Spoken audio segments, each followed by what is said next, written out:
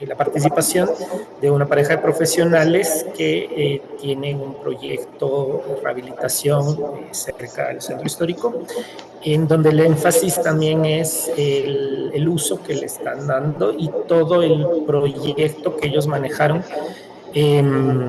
desde rehabilitar la casa hasta ya la puesta en marcha del proyecto. Pero eso les dejo para mañana. Entonces, vamos con gestión pública. Creo que no nos enfrascamos mucho en los conceptos, sino en contarles históricamente dos programas importantes que se dieron aquí en el Ecuador en los años 90 aproximadamente. El uno es la cooperación de los gobiernos, se llamó el programa de cooperación Ecuador-Bélgica, o también Ecuabel, como se le conoce, que actuó principalmente en la rehabilitación, restauración, intervención, como queramos llamarlo, del convento de Santo Domingo, ubicado en Quito.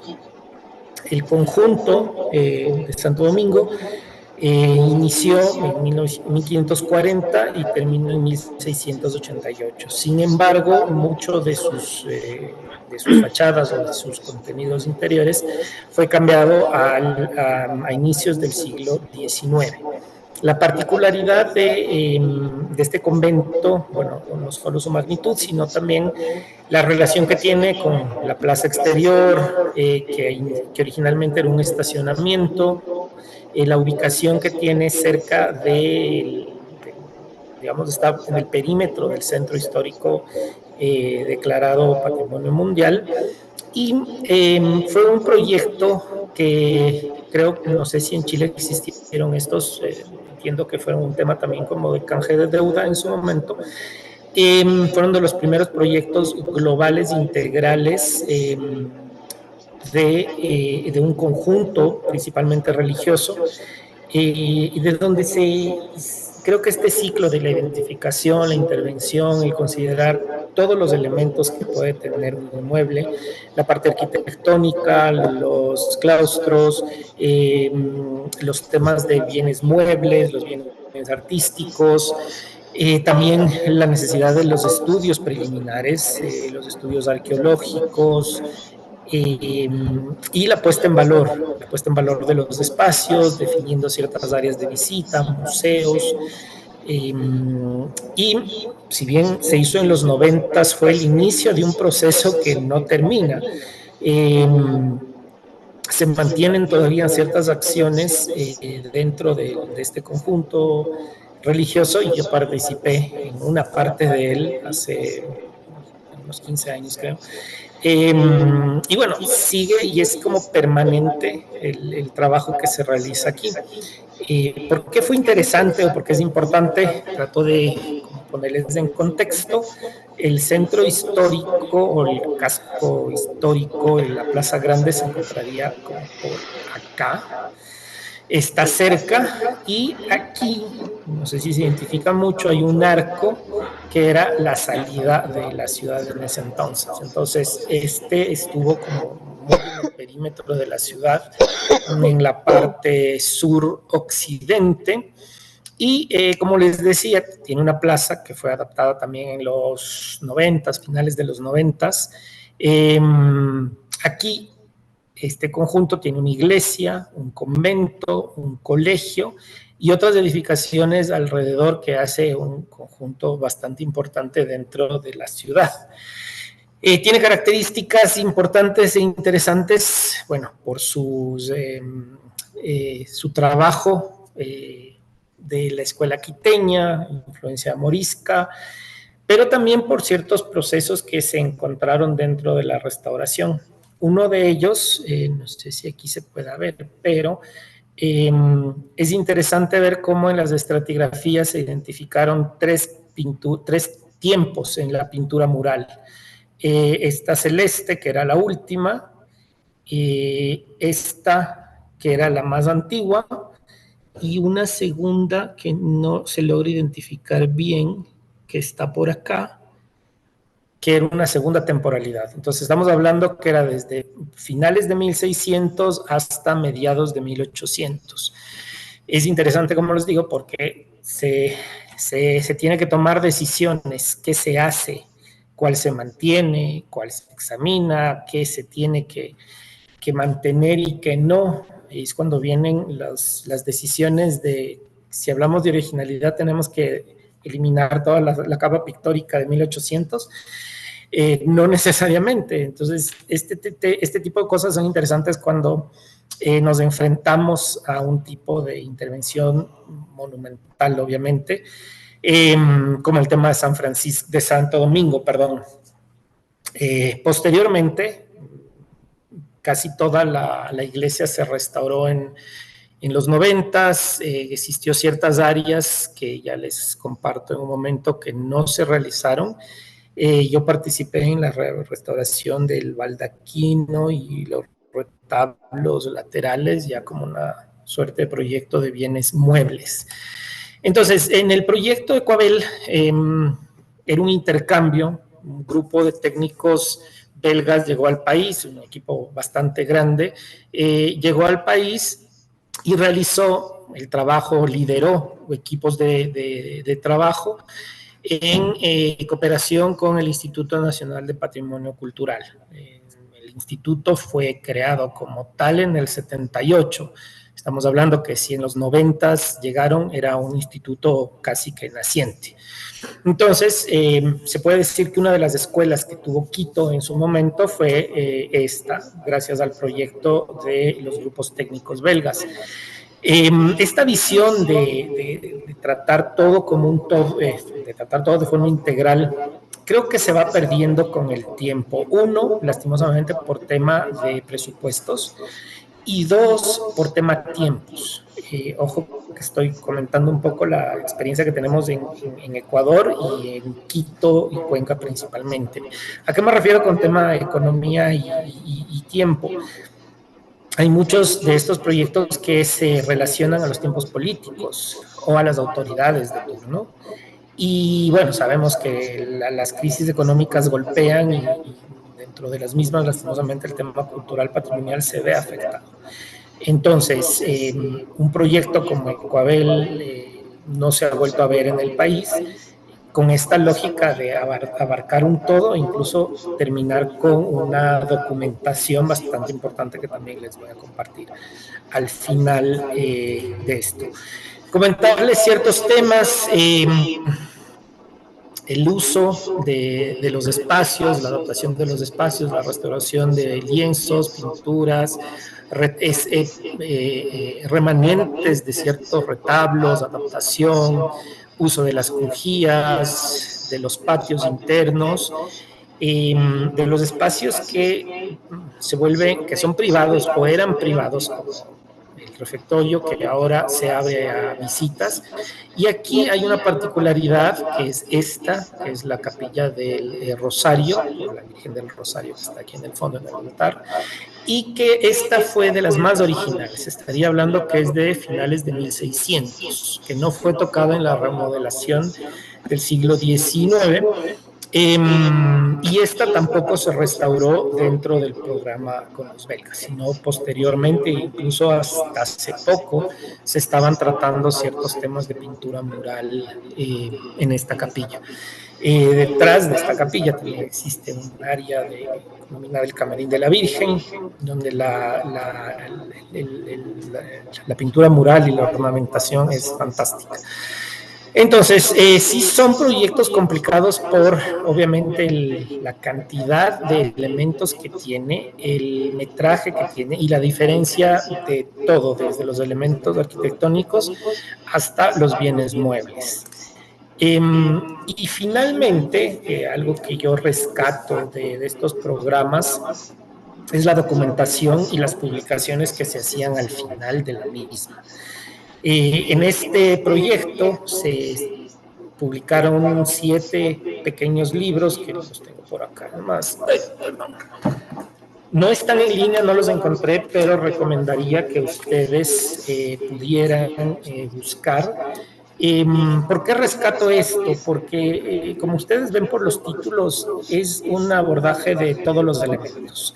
La Loma Grande, el primero, la Loma Grande y la Plaza de San Francisco, habla del contexto, de la ubicación espacial. El convento de Santo Domingo y su entorno ya se centra más hacia la plaza misma del convento y los elementos que lo componen. Investigación arqueológica en la provincia de Pichincha, en donde se identifican ciertos elementos que se encontraron dentro del convento. Arqueología sí, pero también arqueología colonial. Arte, espacio, religiosidad en el convento de Santo Domingo, conservación del patrimonio artístico, es decir, estudios iconográficos, iconológicos, conservación de los bienes, restauración de los mismos, la revisión y del Museo de Arte Pedro Bedón, es decir, una nueva museología, museografía, y un último libro sobre la puesta en valor del patrimonio arquitectónico en el convento. Entonces, creo que es muy interesante cómo un ejemplo nos deja como que todos los frentes abordados en documentos bastante sencillos, pero también muy interesantes porque estamos hablando del 1990. Y para 1990 existe, no sé si me confirman en la cámara si se puede ver, hay un trabajo a mano alzada bastante interesante. Estamos hablando que la tecnología en ese entonces no era como la del día de hoy.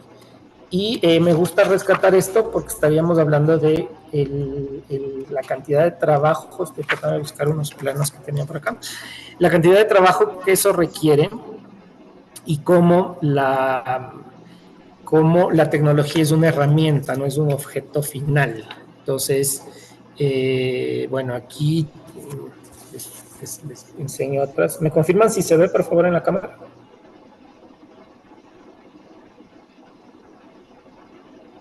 Sí, profe, Se ve la imagen, pero no se distingue mucho, quizás. No se distingue mucho, voy a hacerle un poquito más lejos. A lo que voy es a todos los detalles que se encuentran en los procesos de intervención, todos los estudios, los diagnósticos, el análisis de patologías, todos los dibujos son hechos en rapidógrafo principalmente. Y repito, se han hecho publicaciones actualmente, pero ya no se hace como este ciclo y esta visión integral, lastimosamente. Este es un proyecto de Ecuador belga de Santo Domingo. Lo hice muy reducido, les invito a buscar mayor información. Gracias al internet podemos acceder a mucha información adicional. Les decía, estos libros no los encontré en internet, pero bueno, si habría la posibilidad de que busquen algunos artículos, sería muy interesante. El otro proyecto que quiero compartirles es el de la ESID, o de la Agencia Española de Cooperación Internacional y Desarrollo, dada entre el gobierno de Ecuador y el gobierno de España, también cerca de los mismos años, pero se dio en otro conjunto arquitectónico religioso del convento de San Francisco. Si bien se dice que este fue uno de los primeros proyectos después de la colonia, después de la conquista, 1535, no es hasta 1550 en donde se lo inicia, y por su cantidad de elementos, capillas, la iglesia principal, convento, cerca de 40,000 metros cuadrados, si bien inicia en 1550, termina en 1705.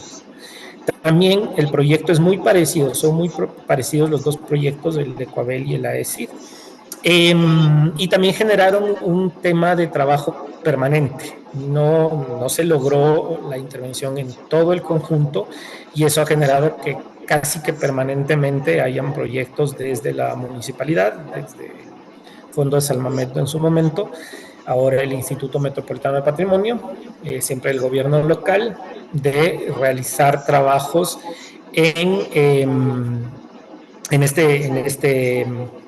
este conjunto arquitectónico. No sé si ustedes conocieron, fue también bastante comentado el metro en Quito, fue construido creo que hace 10 años empezó la idea.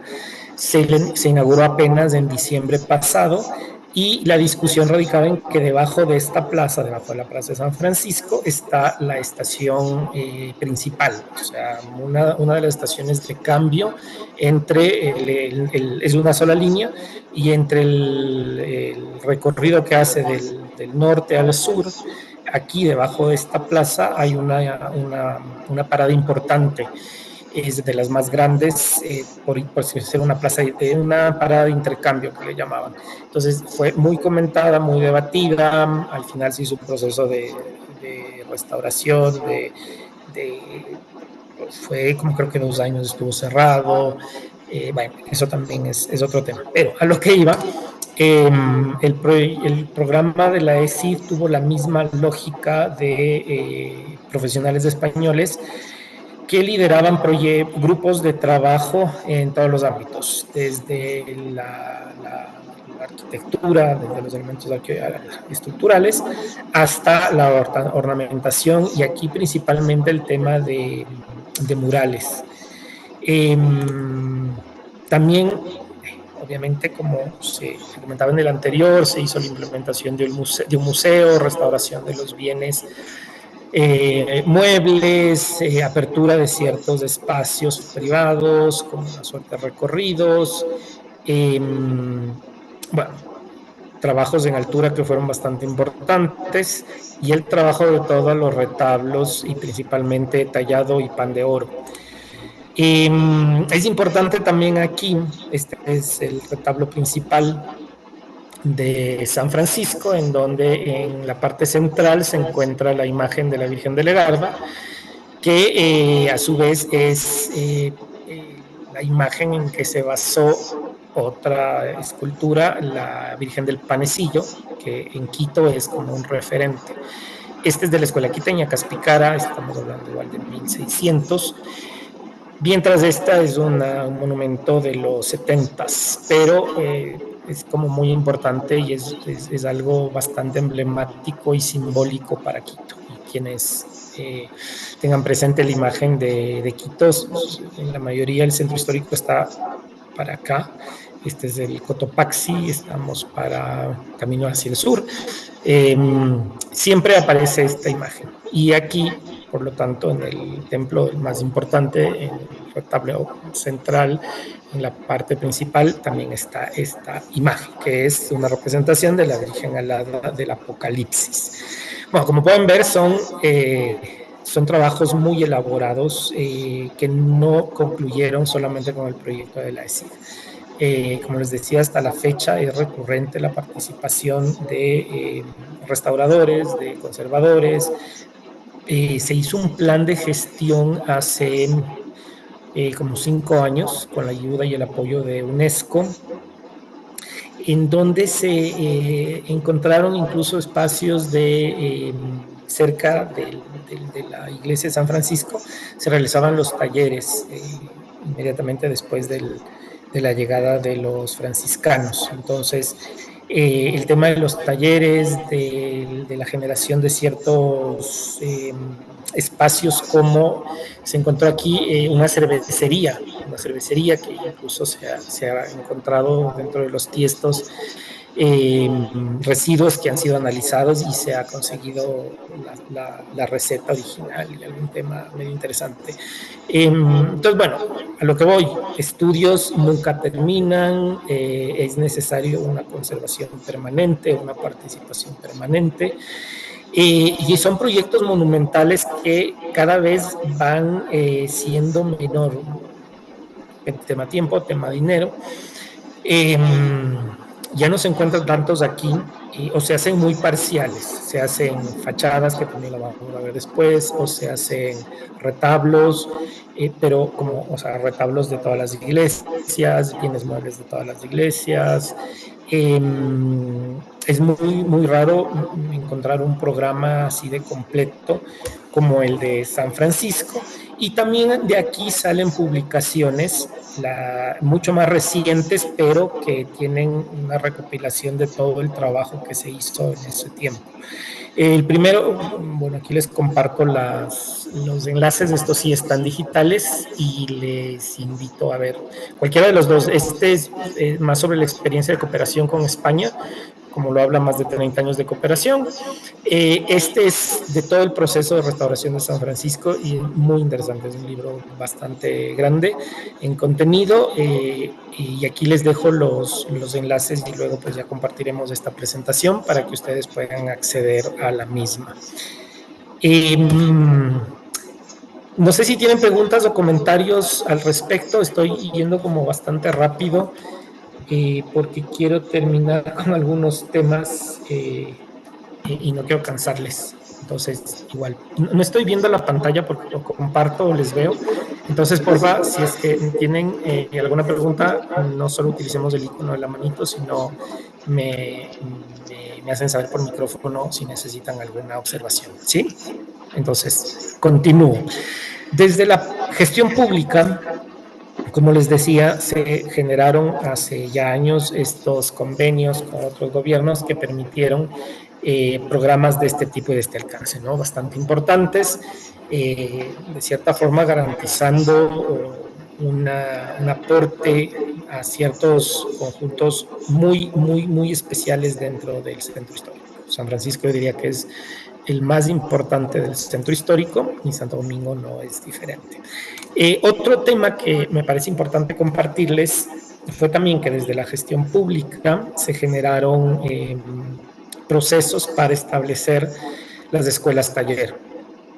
Obviamente es un tema mundial, el apoyo internacional de la Agencia de Cooperación Española permite que se abran estas escuelas taller. Su inicio, bueno, tienen ciertos nombres. En Colombia decían que les llaman Casa Caracol, porque el objetivo es que se rehabilitaban el espacio en donde vivían. Entonces, adaptaban el espacio, terminaban, se iban a otro y así abarataban costos.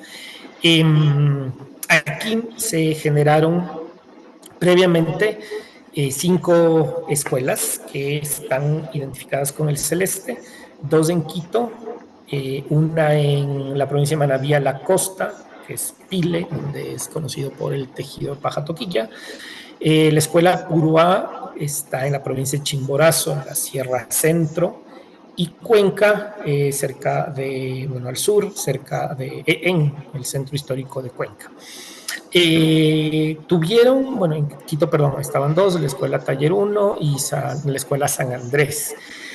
Actualmente solo se mantienen 3, la una en Quito, la escuela Taller Quito, en Esmeraldas al norte, en la costa Pacífico, San Lorenzo, y al Pacífico también, en la provincia de Manabí, una tercera escuela.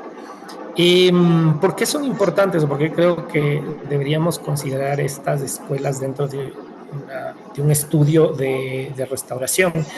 Porque creo que era la forma de transmitir el conocimiento y de generar capacidad que permita participar en estos procesos.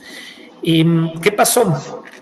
Un tema donde, creo yo, donde estaban ubicados, ¿no? Principalmente Quito y Cuenca eran ciudades en donde hay universidades, existían masterados, tercer, cuarto nivel en restauración, arquitectura, artes plásticas, y las escuelas taller tenían un objetivo de reinserción social con técnicos en materias o en ramas de la escuela quiteña, recuperando el tallado, el dorado. Entonces sí se generó, principalmente en estos espacios de Quito y Cuenca, una sobrepoblación, digamos así, de profesionales que trabajaban en restauración en su momento. Mientras que, como lo pueden ver en el mapa, la mayoría del país no tenía escuelas en donde sí hay centros históricos o la necesidad de los mismos. Después, también, bueno, son temas un poco complejos, decisiones de política pública desde la presidencia en su momento, 2013. La política en educación establecía el motivar a que el estudio sea de cuarto nivel. Entonces, todas las carreras técnicas se mezclaron, desaparecieron, las escuelas taller tampoco se excluyeron dentro de este proceso de cierre. Después se volvieron a abrir con otra visión e incluso permitieron otras actividades que ya no sean netamente las de restauración que originalmente se establecieron. Aquí en Ecuador se establecieron con la frase de las escuelas, el objetivo de las escuelas es aprender haciendo. Aquí hay algunas imágenes de cómo eran los talleres en su momento. Se hizo mucho énfasis en el tallado, pero también se dio una oportunidad al tema de Manabí en Pile con el tejido de paja toquilla por ser una manifestación también representativa para nosotros y que está dentro del listado de la Convención del 2003, también UNESCO. Se trató de vincular entonces la transmisión, el espacio. Actualmente se mantienen 3 escuelas. La escuela, bueno, todas son respaldadas de cierta forma por la agencia española, la cooperación española, el gobierno de España, y cada uno maneja, es decir, hay una contraparte país que son las que las gestionan. La primera, que es la Escuela Taller Manabí, ya tiene otra visión, otro objetivo principal, como esta que era la construcción sostenible del bambú, y es de INBAR, la Organización Internacional del Bambú y Ratán, que en Ecuador es quien se encarga de realizar esto. Entonces, sus objetivos son más territoriales. Aquí están un poco los ejes de trabajo que maneja la escuela. Siempre hay este tema social, reinserción de los grupos vulnerables, pero esta se focaliza en las construcciones de bambú y en todo su ciclo. Y ha hecho un buen trabajo, se mantiene, incluso el gobierno anterior hizo un proyecto de vivienda popular a través de esta escuela taller. Entonces, esta tengo entendido que es de las que mejor se mantiene, a pesar de que sí hay aquí un debate entre que si la construcción de caña como estructura es ancestral o no.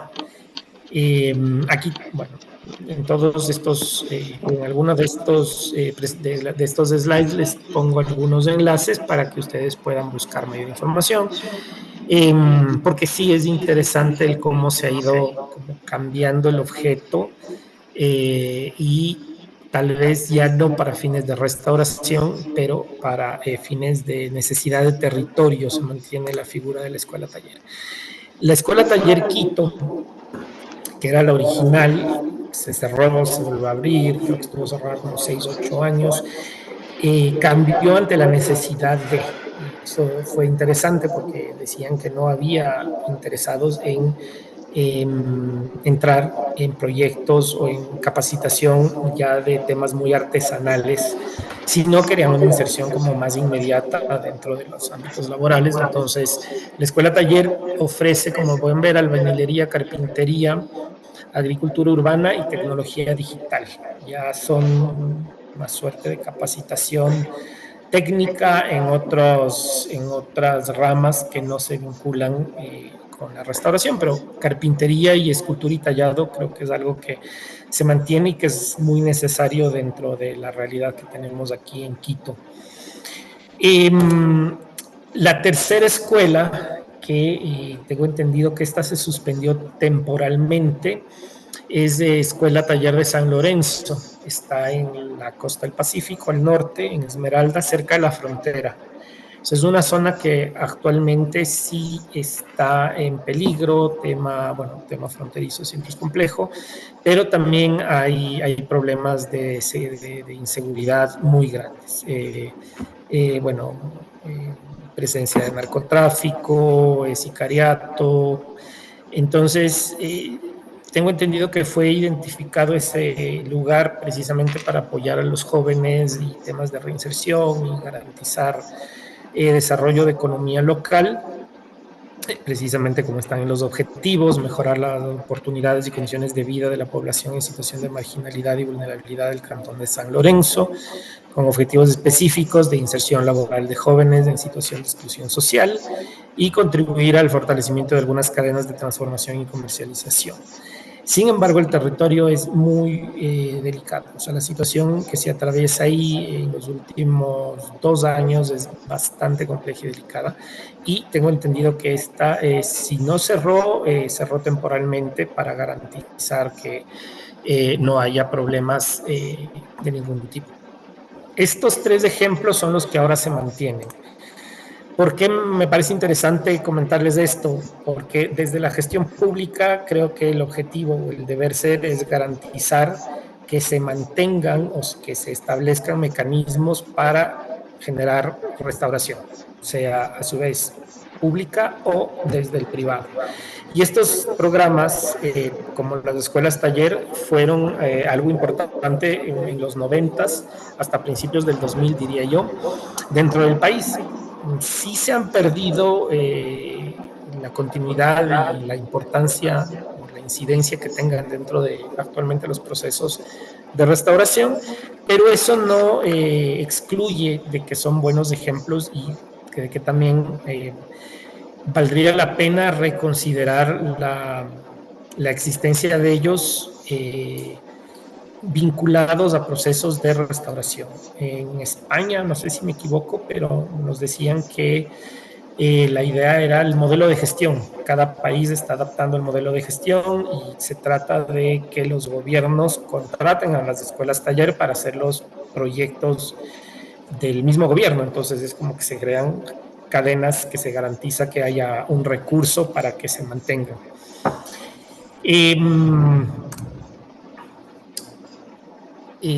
Ahora, bueno, ya entrando más específicamente en lo que pasa en los centros históricos de Quito y Cuenca, habíamos hablado en la clase pasada de la institucionalidad. Dentro de esa institucionalidad yo solamente tomo los municipios o los gobiernos autónomos descentralizados, como los denominamos acá, porque sí hay un cambio. Recordarán que mencioné eso en la clase pasada.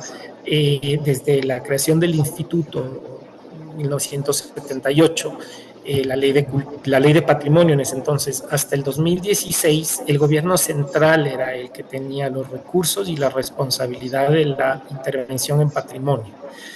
Y por eso el instituto se crea en Quito, y mucho del trabajo que hace el instituto, si bien su responsabilidad es nacional, es mucho realizado en Quito.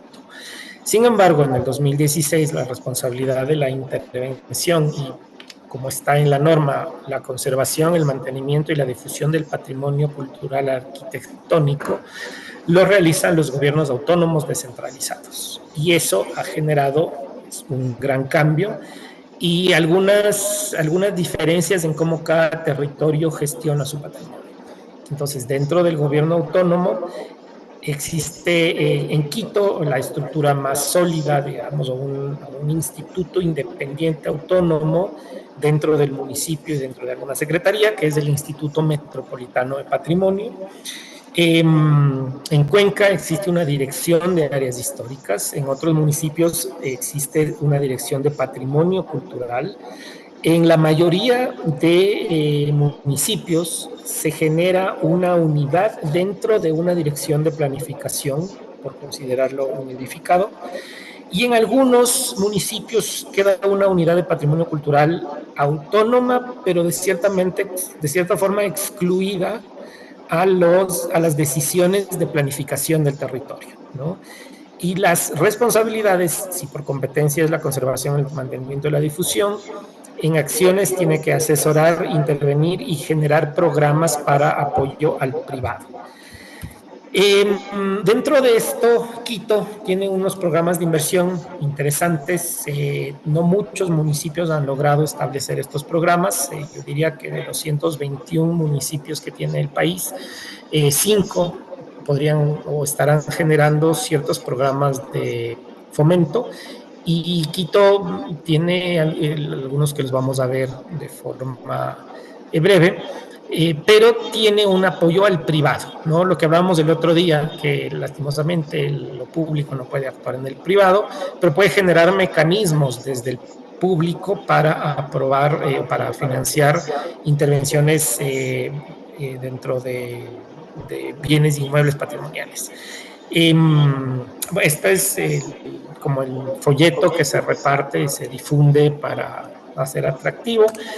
Aquí hago un desglose un poco de cada uno. Hay dos formas: el cofinanciado, que quiere decir que el 50% lo subvenciona el municipio y el 50% lo asume el propietario con un préstamo, como está aquí, financiado a 10 años sin intereses y cobros a través del impuesto predial. O sea, sí hay una comodidad. El problema siempre es la cantidad, o sea, el monto que se quiera utilizar. Cada uno de estos proyectos tiene su particularidad o su alcance. El primer programa es el de recuperación de imagen urbana, recuperación de fachadas, que está como más pensado en un conjunto, que también es lo que hablamos la clase pasada cuando me preguntaban el tema de grafitis. Estos programas se realizaron como por barrios, se hacía un trabajo social también de acercamiento a los propietarios, de consolidar grupos para un mínimo de inmuebles en el que ya se hacía incluso interesante tanto para el propietario como para la ciudad, ver realmente un impacto de un cambio en cuanto a la cromática o a las cubiertas. Muchos tienen acciones parecidas y lo que cambia es el alcance de las mismas. Este yo creo que es el que más se ha aplicado en Quito, de cierta forma, en ciertos barrios, como les comentaba. Otro programa también cofinanciado, es decir, parte y parte, es el de Quinta Fachada, con la finalidad de hacer trabajos en la consolidación de la estructura, cabezas de muro y cubiertas. Este tiene un límite que es 30,000 por inmueble y claro, a veces los inmuebles, en su mayoría diría yo, los inmuebles tienen unas dimensiones que los 30,000 no es suficiente, aún si es para solo para la cubierta. Y de ahí vienen los otros fondos, que son los reembolsables, es decir, el 100% es un préstamo al propietario que tiene facilidades de devolución igual, sin intereses y a 10 años plazo. También a través del impuesto predial, es decir, se busca la forma de apoyar al propietario. Estos reembolsables son ya como una mirada de rehabilitación de la vivienda, de habitabilidad, de lugares internos, como se ve aquí abajo, saneamiento, iluminación, ventilación, dotación de baños, cocinas, ampliación de la superficie habitable, etcétera, etcétera. Se podría también aplicar a varios de estos, que eso apoyaría a que luego de uno se haga otro y así poco a poco se vaya apoyando o rehabilitando la vivienda privada. Tenemos, como les había dicho, identificado cerca de 6,000 bienes solo en el centro histórico. Entonces también es difícil poder pensar en una solución por la cantidad de inmuebles que se tiene. Otro proyecto reembolsable, es decir, que la totalidad es un préstamo al propietario, es el de mantenimiento menor con obras de hasta $10,000. Más como arreglos, acometidas eléctricas, sanitarias, arreglos menores en pintura, en patios, reparación, como lo dice, reparación puntual, reparación de baños, cocinas, de elementos constructivos, etcétera, etcétera. Estos programas, como les mencionaba, Quito los ha establecido y ya van por años. Hay mucho desconocimiento también de los propietarios y hay dificultades de acceso, pero existen, es decir, existen los mecanismos para que el Estado pueda invertir en el privado. Eso me interesaba transmitirles por lo que hablamos en la clase anterior. También comentarles, lo repito, de 221 municipios, alrededor de 5 municipios han logrado establecer programas similares. Es decir, fomento al privado para la intervención. Eso es poco.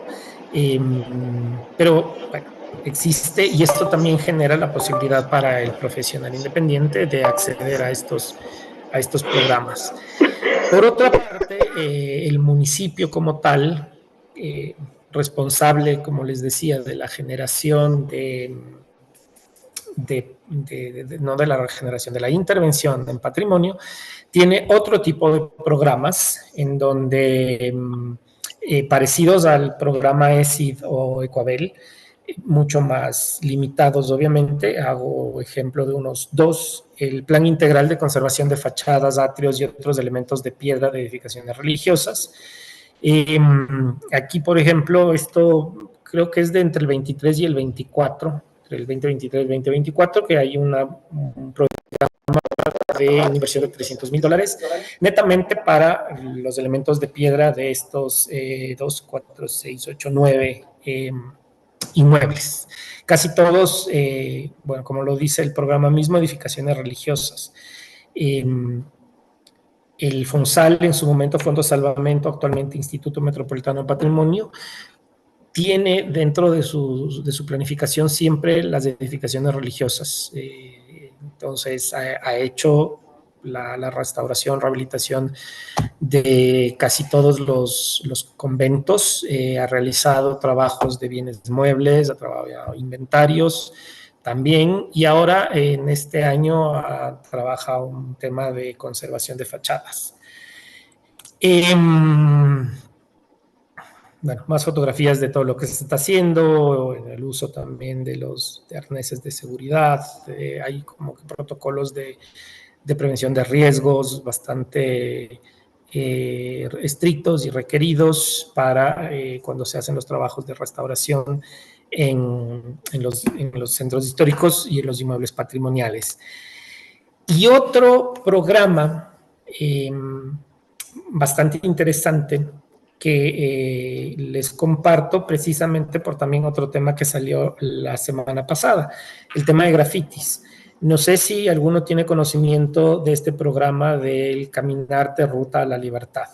Fue realizado en Quito y bueno, tal vez ya después lo reconozcan algunos.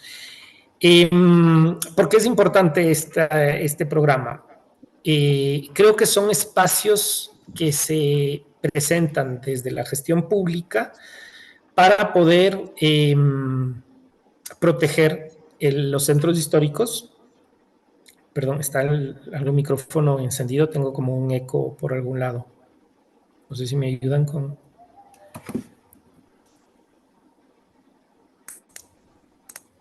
Ya, gracias, perdón. Entonces, volviendo al Caminarte Ruta de la Libertad, son proyectos que genera desde la gestión pública, creo yo, con una suerte de buscar espacios para garantizar que los centros históricos no se vean afectados de forma importante, principalmente en este tema de graffiti. Entonces, este programa o este proyecto se hizo con el motivo del Bicentenario de la Independencia. Si vemos en el mapa, la 24 de mayo sería el perímetro del centro histórico en la parte sur. El centro histórico estaría desde la 24 de mayo hacia el norte, y yo diría que son 5 o 6 cuadras hasta la plaza principal, es decir, esto estaría casi limitando a la zona de primer orden. La 24 de mayo fue una quebrada que fue rellenada y ha sido regenerada, como lo dicen aquí, ha sido intervenida con proyectos de regeneración urbana en varias ocasiones. Es un bulevar a la fecha y abajo es un área vehicular, y el proyecto Caminarte identificaba cerca de 23 intervenciones artísticas a lo largo del Boulevard 24 de Mayo y hasta la ubicación del Museo de la Cima de la Libertad en las faldas del Pichincha. Todo esto en relación a la batalla de Pichincha, previo a la independencia, a la batalla de independencia. Aquí también les pongo el enlace para descarga de un par de documentos de catálogos, mayor información de dónde están ubicadas y qué contenidos tienen cada uno. Visualmente, este sería el Boulevard de la 24 de Mayo. Esta, a ver, acá, aquí. Este es San Francisco, el ejemplo que vimos al inicio con la cooperación de la ESID. Y la Plaza Grande estaría como por acá. Toda esta zona es primer orden. Les comentaba, la 24 de mayo, el Pichincha, la montaña que está a la parte oriental de Quito, y aquí está el Museo de la Cima de la Libertad en memoria de la batalla de Pichincha del 24 de mayo 1810. Entonces, a lo largo de todo este recorrido se generaron ciertos murales artísticos, como lo dice aquí en su página, Intervención Urbana y Artística en el Espacio Público, que busca promover la apropiación de espacios patrimoniales y la difusión del patrimonio cultural inmaterial. Esta galería está conformada por 23 intervenciones artísticas realizadas por artistas ecuatorianos y colaboraciones internacionales. Se me fue una S. Dentro de estas, como pueden observar, intervenciones de la parte urbana, creación de elementos artísticos o espacios destinados al arte urbano a lo largo de todo este bulevar, muy cerca del centro histórico. Y en efecto, gracias a la observación que me hicieron la semana pasada, recorrí el centro histórico y tenemos ventajosamente muy poco graffiti. Existe sí, pero no a los niveles que se pueden encontrar en Valparaíso, lastimosamente. Y aquí hago una pregunta a todos ustedes, porque este proyecto fue muy discutido y sonado, y no sé si lo llegaron a conocer hasta allá, pero casi todos los artistas eran locales y había un poco de participación de artistas internacionales. Este proyecto, que se denominaba Las Bordadoras, porque se encuentran aquí mujeres típicas que hacen bordados en el norte de Quito, fueron pintados por un artista español, me parece, y en medio del mural está el personaje Pikachu. Entonces, hubo mucho reclamo ciudadano de que por qué un español venía en el bicentenario de la independencia a poner Pikachu dentro de un mural histórico, y fue bastante interesante todo el debate que se hizo. Pero también fue interesante que gracias a este debate se realizaron muchas visitas a la zona, se reactivó de cierta forma turismo local en una zona deprimida. El proyecto en sí fue discutido porque el Instituto Metropolitano generaba estas rutas, pero creo que independientemente de si nos guste o no los proyectos, es algo interesante que generó dinamismo en una zona perimetral dentro del área de primer orden. Y puede ser que ayude también a tener espacios específicos para un tema de arte urbano. Me fui más rápido de lo que pensaba. Quisiera